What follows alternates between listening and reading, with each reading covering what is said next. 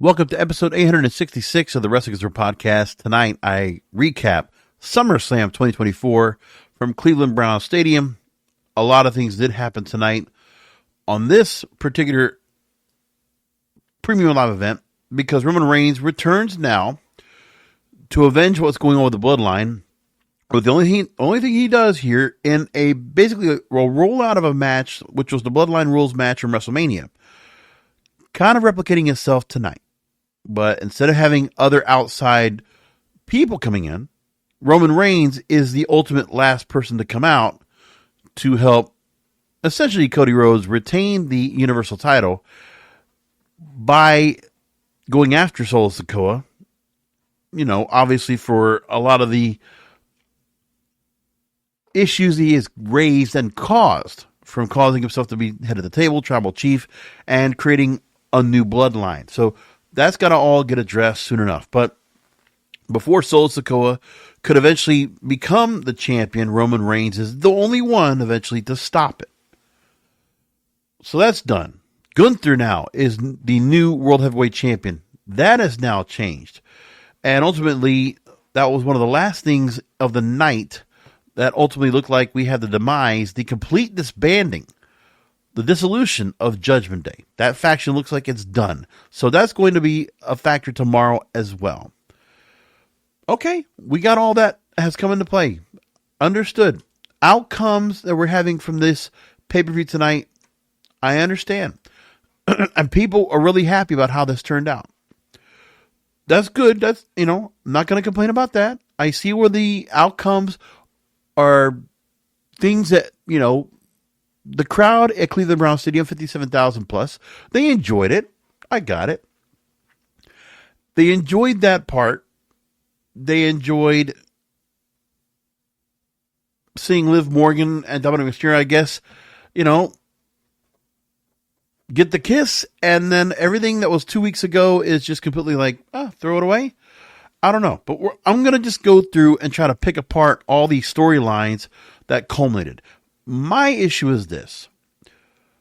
So I've been trying to understand this for the last, let's say, 3 months now. It was one thing when we were going to a build up to WrestleMania and the importance of the storylines to get to the point. But the last 4 months now, from WrestleMania into SummerSlam, and trying to understand what they did with the draft, what they did with various things with the storylines to get to here. My problem is that WWE, I set always to a higher standard. For as long as I've done this program, I don't want WWE to just be a show that when we get to the pay-per-views, then they give us these outcomes and all these wonderful things that the fans want happen. So Liv retains. Gunther wins. Cody retains. LA Knight wins the U.S. title. And Bron Breakker wins the IC title. So these are all things that the base fandom right now in the company, the ones that are in the bubble, these are things that they wanted. So I'm not going to dispute any of that. That's not what I'm here to talk about. That's not what I'm having an issue with. With WWE, unlike other companies, and AEW I hold to a certain standard as well when it comes to this too. But the thing is that I want the storylines. I want the whole thing to weave together nicely. We should have coherent storylines. We should have coherent storytelling that keeps us glued to television every week and not making it an obstacle or making it hard to stay interested. Do you understand what I'm saying? We just don't want WWE, at least in my opinion, I don't want WWE to be just outcomes with stupid storylines getting us there. That's what happened tonight. SummerSlam gave me outcomes that, sure, some of my fellow podcast wrestling brethren are going to enjoy and they're going to relish in and they're going to be, ha-ha, giddy, giddy, happy, happy. You go do that. But that's not what this program is about. This podcast, I like to think that the fans that listen to this program are pretty smart.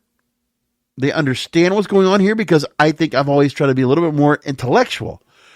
I just want a good story. It's like a good movie. It's like a good TV show. I want a good story. I mean, outcomes is one thing because if I watch conventional sports, there's no storyline to really go into that. There can be a natural storyline that derives from it, but this is something that is, predetermined. So, predetermined outcomes. With predetermined outcomes, we should be able to have the sports entertainment part, but we don't. There are certain characters that lack depth, that lack dimension, that lack gimmick, or lack something that identifies with that personality. And then the other part is the stories that we have, like the Bloodline, that gets us emotionally invested. We're missing that too. A lot of it. And there's just certain things they do that just don't make sense. And it's interesting. A couple of comments I saw on X tonight as I'm doing this. And there's one that stands out to me that is quite telling. Dave Meltzer of the Wrestling Observer newsletter, when he wrote this down throughout the night, it caught my attention because it was the way he put it together, the way he said it. Okay. There was a couple of things I bookmarked here just to look at what they were saying. When it came to Dominik and Liv Morgan, somebody asks him on X, wait, so if Dom was in cahoots with Liv, why did he shove Rhea out of the way of her dive earlier and whatever?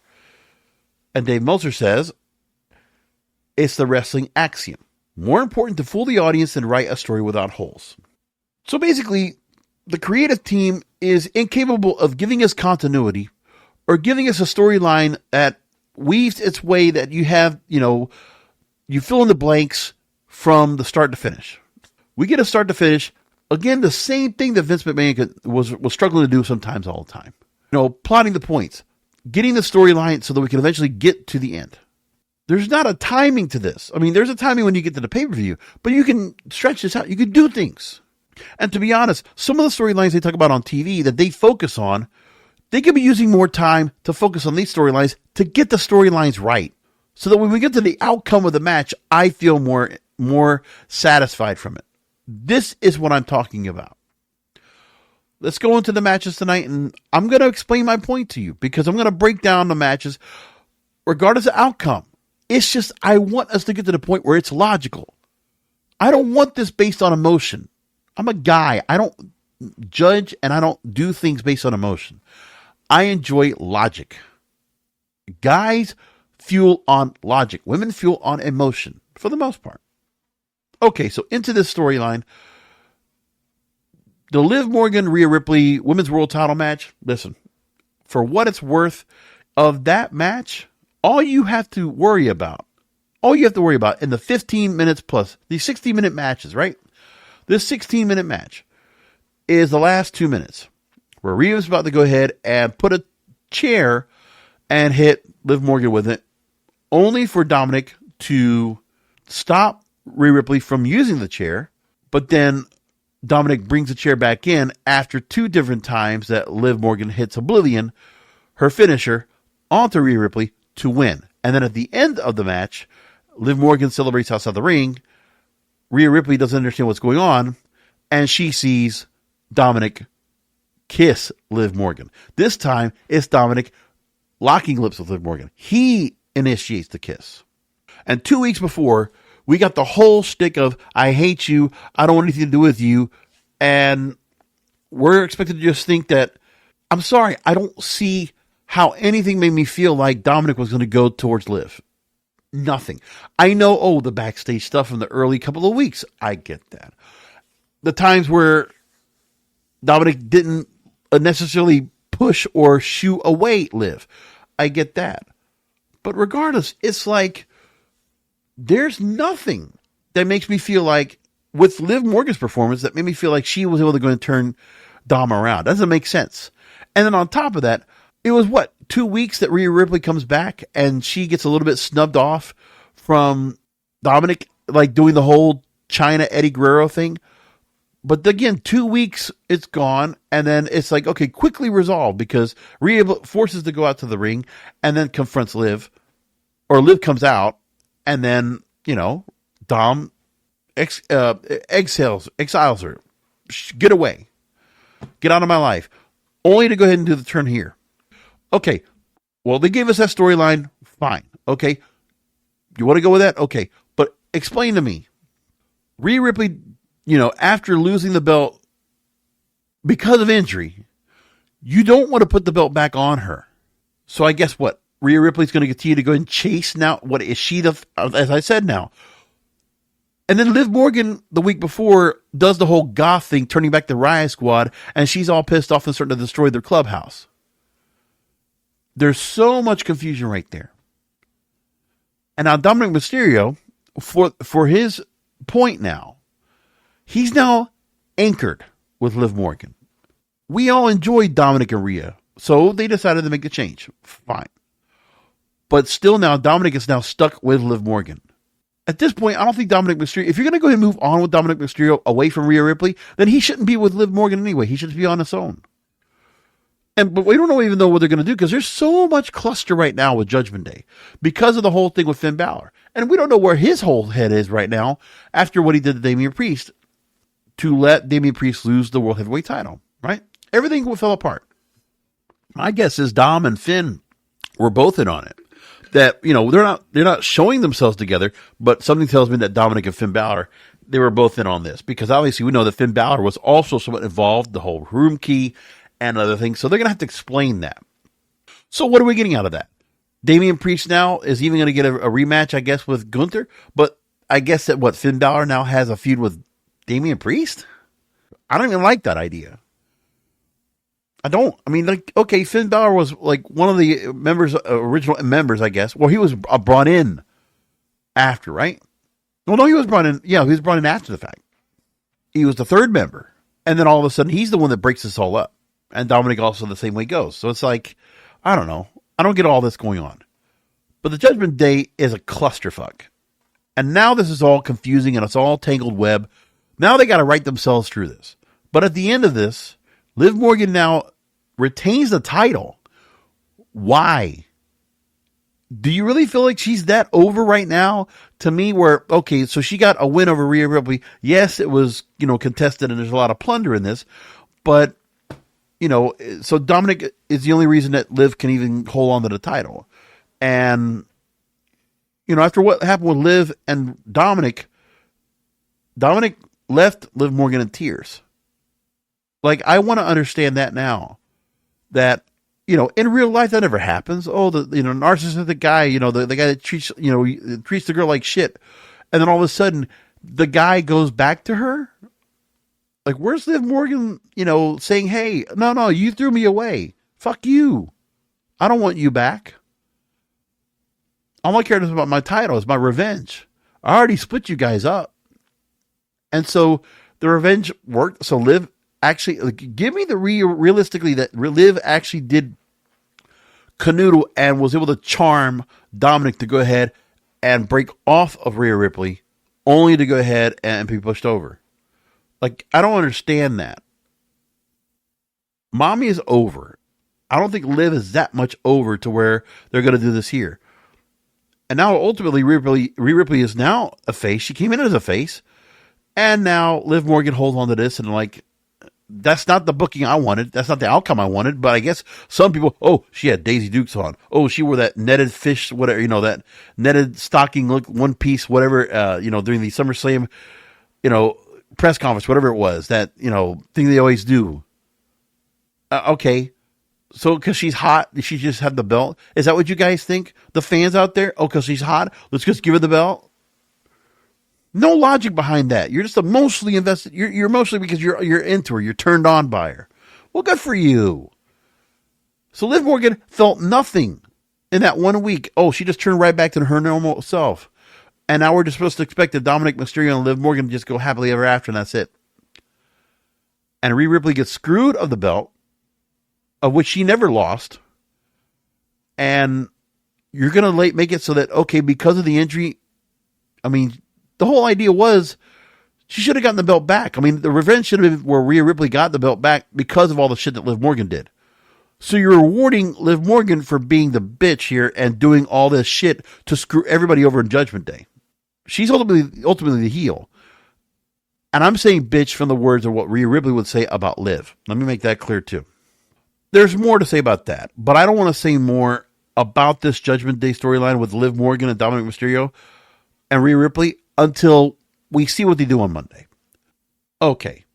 Next, Bron Breakker, Sami Zayn for the Intercontinental title. This match I was fine with because you know what? If you've heard me on this program enough, you know that I'm not happy with Sami Zayn. I explained this pretty extensively on Wednesday. Sami Zayn, the character we saw as Honorary Uce, or the conspiracy theorist, or whatever he's been, having different characters or different personalities about him. This slant of him right now is the babyface getting screwed over by Alpha Academy, trying to help them out, only to get Chad Gable to get the best of them every time. And then Chad Gable getting the best of Alpha Academy in general, except for some little bit of tete-a-tete because he joined Creed Brothers, brought them on, isolated and abandoned Alpha Academy because they kind of snubbed him. And now Chad Gable has the Wyatt Six to deal with. Okay. But the Sami Zayn thing right now with Bron Breakker as well. You didn't want Bron Breakker to win last month. You didn't want him to win at Money in the Bank. But that's what it should happen. Okay? When you were going to have that match, why didn't we give that match to him then? This is the illogical booking right now. You want to go and give Braun the strong win. I mean, was it going to be too soon for him? I mean, you can say that, but, it's nothing out of lore that has never seen where we've had a young Intercontinental champion, to come back out of nowhere and become champion pretty early on in their career on the main roster. Yeah, that happens before. So Bron Breakker being that, I get that part. So I got no problem with Bron Breakker being champion here. But they did it on the second turn. And Sami Zayn now looks like a goof for allowing Chad Gable to get his title shot after everything was happening and believing that Chad Gable was in for good with him. And then the whole Alpha Academy mess. And then, for whatever reason, Sami Zayn, the good guy that he is, wants to give Bron Breakker another shot to lose his IC title to him. So explain that to me. 120 some odd days, Sami Zayn drops the belt and the IC title, and that prestige that Gunther put on it for 666 days means nothing. As I said, you could have kept prestige on that. A long title reign for Sami Zayn. Something good. No. You didn't want to do that? Okay. So all that good that Gunther put on that belt meant nothing. Meant nothing. You couldn't have carried that on and make the IC title very prestigious and important. Well, now Bron Breakker has to do that. The last title reign they had was a face champion. Obviously, they don't want to have Sami Zayn hold on to the belt too long because it's a face. So the traditional logic of that tells you that Sami Zayn doesn't hold on to that belt for long anyway. So Bron Breakker does. Okay, let's see what they do with him next. Next match really pissed me off. LA Knight and Logan Paul for the United States Championship. It's Logan Paul as a celebrity holding on to this belt, whatever. But let me just give some points about LA Knight. Yeah, the storyline, okay. Another undeserving title shot. Because LA Knight has not done anything in his record, except for he's over. So the outcome that the audience there in Cleveland wanted is LA Knight should win. Yeah, but you understand and this is like where I might have people that I talk to that would just still say, no, LA Knight should win anyway. But the thing is, I am hitting a brick wall with this. Right? Because if I say that LA Knight shouldn't have won, and I explain why, what's going to happen to me? Oh, I'm going to get hit with a brick wall. People are going to be saying, it doesn't matter, LA Knight should win, because he's over. I like LA Knight. Okay, fine. But there's no logic behind what he's done in his time on the main roster to get here. Let me give you a couple of stats here you probably didn't even know about.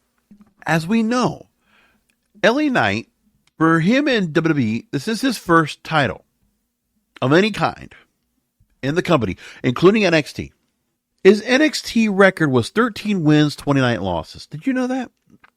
Almost 3 times more losses than he won. And one of those was that $1 million title where he was taking on Cameron Grimes, right? His win-loss record right now in the company, on the main roster, 86 wins, 50 losses. Okay. And who was he beating? Remember, he had 3 programs he basically did. He had The Miz, which was for one time. That was his first significant main roster feud, and they only had 1 match. Bray Wyatt. We all remember the Mountain Dew black, whatever that thing was, the black match, right? The dark match. That Bray Wyatt won. And now Logan Paul. And remember, we had the Universal title #1 contendership. And LA Knight beat Bobby Lashley and Santos Escobar. It was shocking. That was after WrestleMania. And then #1 contendership, AJ Styles beats him. And what else did LA Knight do leading up to this? After the whole thing with the Bloodline, he would beat Angel from Legado del Fantasma. He teamed up with the Street Profits a couple times. Shinsuke Nakamura, who is beating at house shows. Carmelo Hayes, he beat on TV, on SmackDown. And then he was just thrown into other matches together. In Tokyo, Japan, before he gets here, he lost to Gunther. But again, most part, this guy's beating Santos Escobar, Shinsuke Nakamura, all leading up to the match with Logan Paul. This is June and July. So we don't see anything about LA Knight doing anything where, other than house shows, he might win in those matches. But that's it. It's at house shows. But nothing on TV. And on TV, he means nothing. Okay?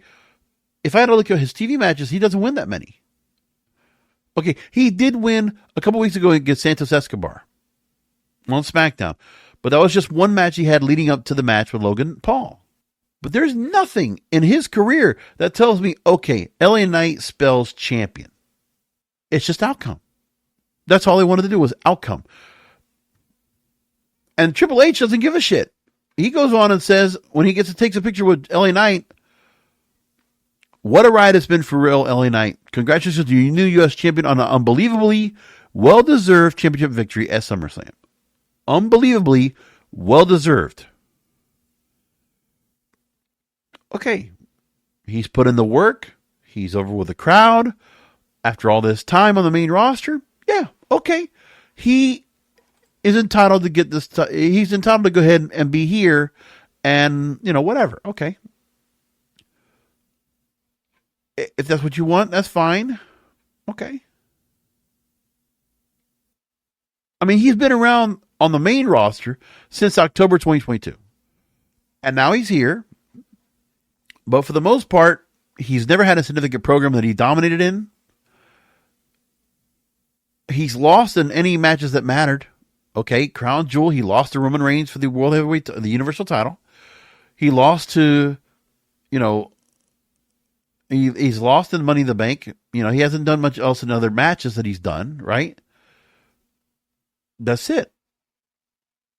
And by the way, Bray Wyatt and most of the house shows, he beat LA Knight consistently. And I can't tell you how many times that LA Knight last year, he just kept taking losses. Cody Rhodes would beat him one night. Xavier Woods, Cody again. It's like they gave him matches to win this year. But other than that, no. It's like there's not much else that's going to say about what has been done with LA Knight. But here he is. He's a champion now. With no logic as to why he won that belt. And by the way, Logan Paul in the match, he's able to get from MGK, Machine Gun Kelly, right? He gets the brass knuckles. He does use them. And he's able to go ahead and nail Logan Paul with the brass knuckles. Corey Graves explains it wasn't a full blunt shot. Got it. But then LA Knight has superpowers. He's unfazed by the brass knuckle shot, hits blunt force trauma, drops him down, and Logan Paul's left foot, his left leg, clearly underneath the ropes. And by the way, the referee, after he counts it, he's looking down at the leg, by the way, still underneath the ropes. Logan Paul has not moved anyway. He's still there, motionless, underneath the ropes. The leg underneath the ropes. For whatever reason, in the replay, they don't want to go and show in the replay that Logan Paul's leg was underneath the ropes. They tried to cut that out. Now, are we going to get LA Knight having to go and do a rematch with Logan Paul because of the fact that, well, we're going to have to deal with the fact that Logan Paul didn't lose the match because the pin shouldn't have counted because his leg was underneath the ropes. Right? That's where we're supposed to be at. So explain that to me there. I don't know what they're going to do, but that's, that is concerning to me. But LA Knight still gets the win, no matter what. He gets his night in the sun. Everybody's been wanting him to have a title because the base fans and my fellow podcast wrestling brethren have been putting this guy over, forever.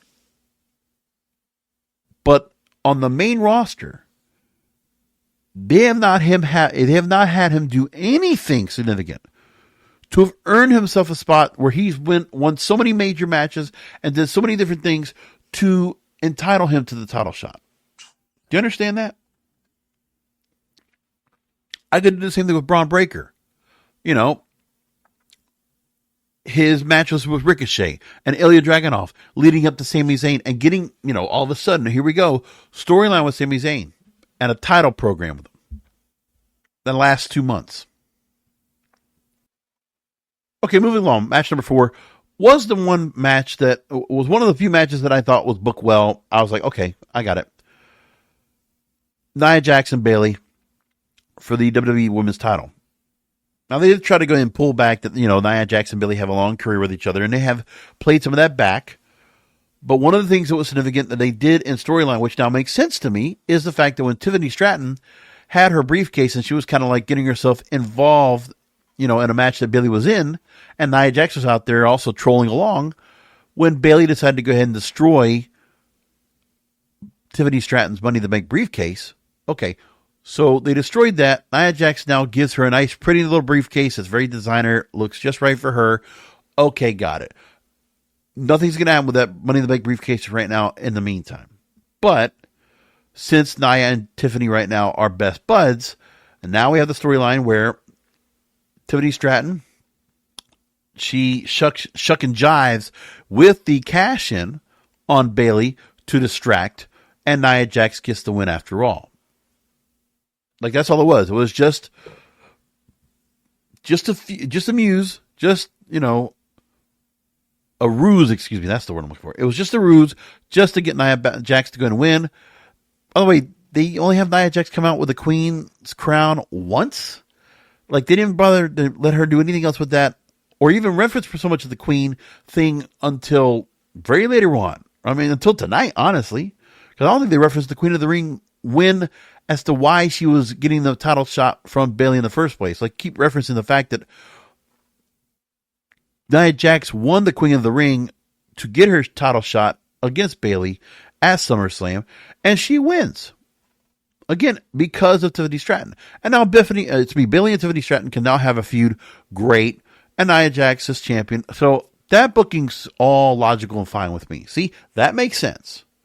To understand why did Bayley decide to go and be an idiot and decide to go ahead and trash the briefcase.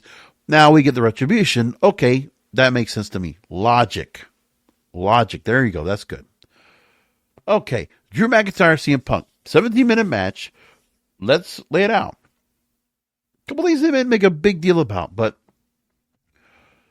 this is the very first, it was finally referenced tonight. Michael Cole references that it's the first time since CM Punk returned to Survivor Series last year, right? His first WWE singles match since then, so 10.5 years. And his first match since injury at Royal Rumble. So he was a 6-month absence, right? 6 months outside of the ring rust, and he has his first match back in the ring to go ahead and wrestle again. So you get that here. But then the special guest referee, Seth freaking Rollins, is, he's the catalyst here.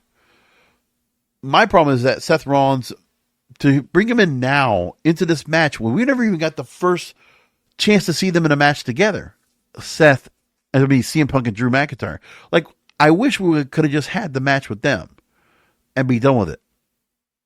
Because we didn't even go ahead and let those guys finally just flesh it out. But they didn't give us that, really. I mean, Drew McIntyre gets his win, he gets his comeback, but it's all because now the whole thing where, the obsession that Drew had over CM Punk, now CM Punk has the obsession over Seth. And again, we get the stupid bracelet being a part of all this. And because this bracelet, which I don't know what kind of superpower this thing has, but this little friendship bracelet with AJ Styles, with AJ Lee and Larry's names on them, that CM Punk holds it so dearly he's going to fight to the death to go and get back. He sees Seth Rollins with it, and then there's a whole rigmarole about that. And Drew McIntyre is able to go ahead, low blow, Claymore, done. But not before Seth Rollins has a number of near falls that he completely botches on purpose for CM Punk. So CM Punk and Seth Rollins, we were going to get to that storyline. We were going to get to that match soon enough. And I think, of course, the plan was to go to CM Punk and Seth Rollins anyways. But instead, we had this long 6-month storyline, promo only, because both guys were either injured or just couldn't, obviously Punk couldn't wrestle, or McIntyre, whatever it was, was being suspended, and all these things they were doing. So we only get one match out of that program, and the payoff is more about CM Punk, not because Drew McIntyre got the best of him, it's because Seth Rollins did. With this 6-month program, you put so much heat on Drew McIntyre and CM Punk, you could have kept this going to Survivor Series, or going to next year. You could have just kept it going. I don't know, did you just run out of what to do? But they're done. That's it. I guess, are they still going to keep going at each other? I guess. But I know Seth Rollins and CM Punk had their issues with each other.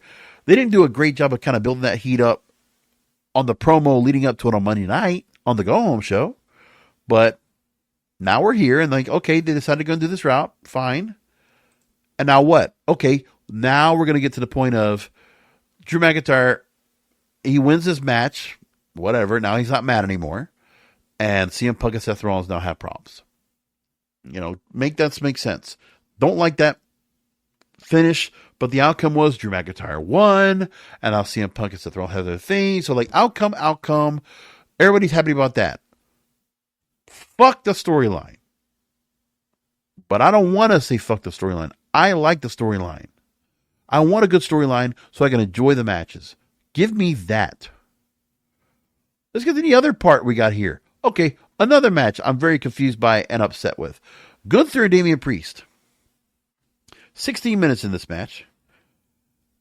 And for this one, I don't have a problem with the match in terms of what happened, how the match was done. It's fine. Again, I have been very critical about the street trash reference for over several weeks, which is the reason why Damian Priest got all upset. And then we had a big pull apart backstage and all this stuff going on. Got it. So Gunther is not even the factor of it. The fact that he wins the World Heavyweight title, he's not even the focus. It's because Damian Priest, we had the issue where Finn Balor and Damian Priest were all upset because of what Dominik had done with Liv Morgan and Rhea Ripley. So there's that part. And obviously we've seen some hostility between Finn and Damian Priest over weeks. Did I ever think we were going to get to the point where then Finn Balor just wanted to go and do something where he was just going to unscrew? Okay. We've never heard anything about any vitriol over the fact that, Finn Balor was expected to go and be champion and was expected to go and become World Heavyweight Champion until Damian Priest cashed in. So, sure. It's just been a while since you have raised that issue. So, yes, to justify the reason that Finn Balor decided to go and screw over Damian Priest now of all times is because of the fact that Finn Balor had always wanted to be champion again. And when he couldn't do it over Seth Rollins the first time, and he tried to go and take another title shot and also couldn't win, and then all of a sudden Damian Priest, he overshadows Finn Balor because he becomes champion, and he has the reign as champion for several months because he cashes in the briefcase the same night at WrestleMania after all that time. Send your Money in the Bank. And that's what we're going to get here. So, there was not even a reference to it. It was nothing. It was just kind of the timing is took so long to get there. So Finn Balor obviously had issues, but he reserved the right to go ahead and do this now. Explain to me why. And was it also the reason why, there was a little bit of that diddling with Liv Morgan that we also don't know what was going on with either? Like, is Finn Balor going to just come in here on Monday and just say, well, I completely screwed everything that's over and decided to go and destroy the Judgment Day because I'm not in control. I'm not in charge. Because everybody else is trying to put something in front. But I was the one that was here, and I should be the one that's in charge. After everything that happened with Judgment Day, I'm the one that got Edge out. I'm the one that helped to go and take things over and become the leader after the change. And now Judgment Day was me. And now Damian Priest thinks he can go and take over. That he didn't like the way the structure, the chain of command was. And he didn't like the fact that he couldn't win the belt back. So screw Damian Priest. He doesn't need the belt anymore either. And that's it. But basically, Gunther and Bron Breakker now are champions on Raw with no contenders or anybody of a sort. They're just kind of like holding the belts here. Okay, what's next for them? What's their next program? They didn't set anything up. They didn't bother setting anything up yet because they're more concerned about letting Judgment Day just go ahead and disband. Just completely dissolve in front of us. And various different factions and various different matches. Got it. Okay. I still don't like the way they went with it, but, I talked myself through it. Okay, I understand why Finn Balor would have done it, but the timing's bad. The way they got there is bad.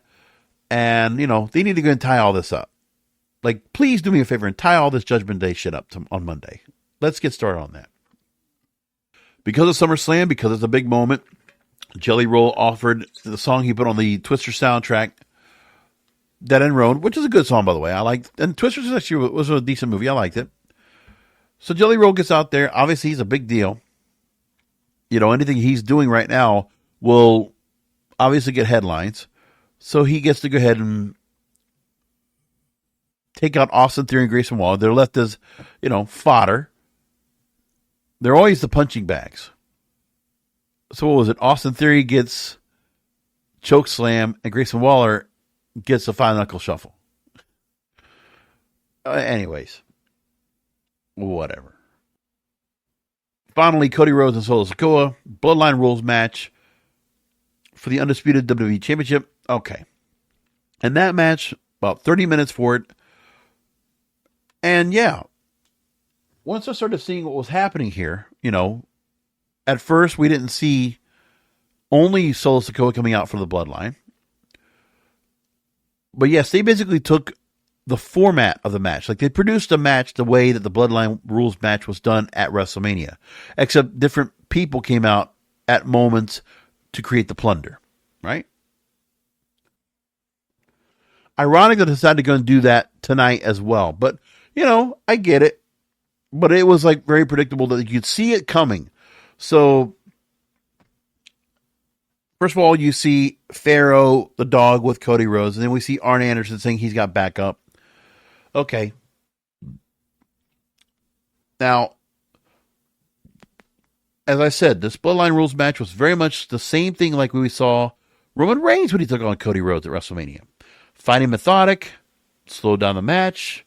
Roman had all the heat. Cody Rhodes didn't have that intensity or excitement right now because the crowd was out of it.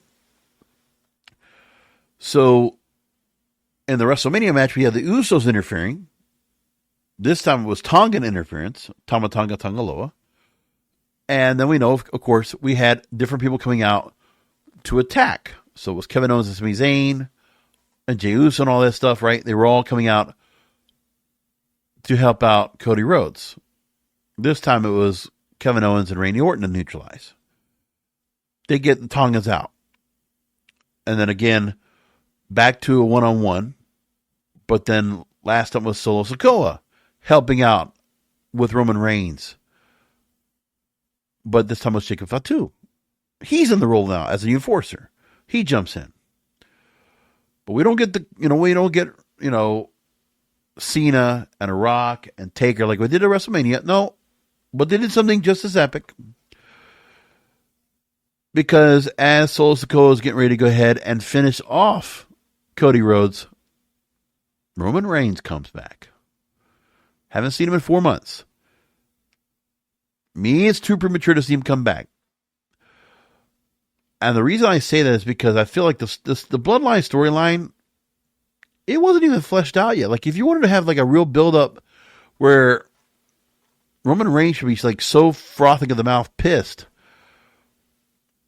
I would have expected the Bloodline to go and be back the way it was. Like, okay, they're holding all the belts, they're holding all the grandeur, all the power.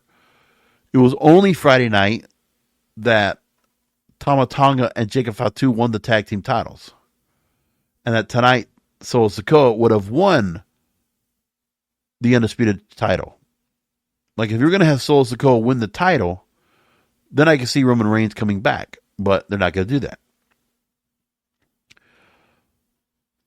Like, the thing is that, you know, it would be one thing if the tag team titles would have been taken off of DIY, because they were going to do that anytime. Let's just be honest here. Because everybody saw DIY coming up and the Bloodline's going to go ahead and take them on Friday Night SmackDown for the World Tag Team titles. Yeah, DIY is not holding those belts. They're just keeping them warm for somebody else more important. I hate to tell you like that, but that's how it is. So the Bloodline wins those titles. And then we're at the point where Solo is just moments from, you know, creating the full triumvirate, all the belts back to the Bloodline. And Roman comes out alone. And all he has to do is just take out Solo. That's it. Superman punch. A spear. And then Cody Rhodes finishes the rest. With a nod from Roman Reigns, because I guess Cody and Roman are going to have another match. So we got the Bloodline to go and worry about next. And figure that all out.